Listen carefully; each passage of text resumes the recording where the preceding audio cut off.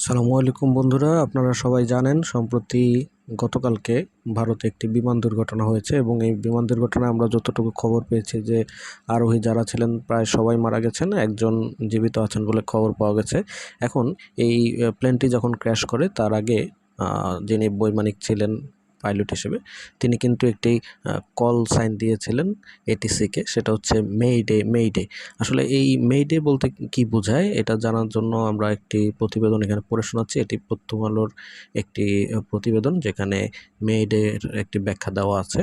তো আমরা প্রথমেই দুঃখ প্রকাশ করছি যারা মৃত্যুবরণ করেছেন।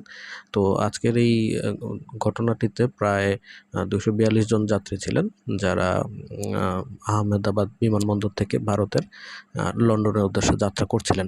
তো মে ডে বলতে আসলে কী বোঝায় এটা একটু আমরা জেনে নিই।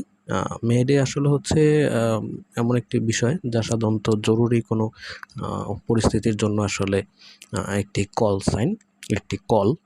তো আমরা শুনি যে সাধারণত প্লেন যখন ক্র্যাশের সম্ভাবনা হয় সাধারণত ক্যাপ্টেন এই মে ডে কলটি করেন। আমরা ছায়াছবি সহ আরও অনেক কিছুতেই দেখি এটি। আসলে এই জিনিসটি কী? তো পত্রিকার প্রতিবেদন অনুযায়ী মে ডে হচ্ছে 1920-এর দশকে ফ্রেডারিক স্ট্যানলি মকফোর্ড, উনি ক্রোয়ার্ডেন বিমানবন্দরের রেডিও অফিসার, উনি এই মে ডে শব্দটি ব্যবহার করা শুরু করেন। এটি একটি ফরাসি শব্দ। তো 1923 সালে এটি রেডিও যোগাযোগে ব্যাপকভাবে জনপ্রিয় হয় এবং 1927 সাল থেকে এটা জরুরি সংকেত SOS-এর সঙ্গে আনুষ্ঠানিকভাবে আন্তর্জাতিক জরুরি সংকেত হিসেবে গ্রহণ করা শুরু হয় আর কি।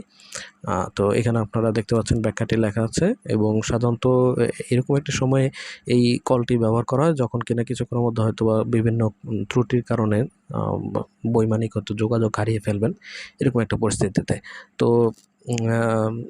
আপনারা বুঝতেই পারতেছেন এই সংকেত প্রচারিত হলে নিয়মিত সব রেডিও যোগাযোগ বন্ধ করে দেওয়া হয় এবং এয়ার ট্রাফিক কন্ট্রোলার যারা থাকেন তারা বোঝেন যে এটাই সর্বশেষ সর্বোচ্চ অগ্রাধিকারের তথ্য। এরপরে পাইলট সাধারণত কিছু তথ্য দিয়ে দেন, যেমন বিমানের কল সাইন, তাদের বর্তমান অবস্থা, জরুরি পরিস্থিতির প্রকৃতি, বিমানে থাকা মানুষের মোট সংখ্যা এবং বিশেষ কোনো সহায়তার প্রয়োজন আছে কিনা। তো আশা করি আপনারা এটা জানতে পেরেছেন এবং এটা জানা আপনাদের জন্য জরুরি ছিল। ধন্যবাদ সবাইকে।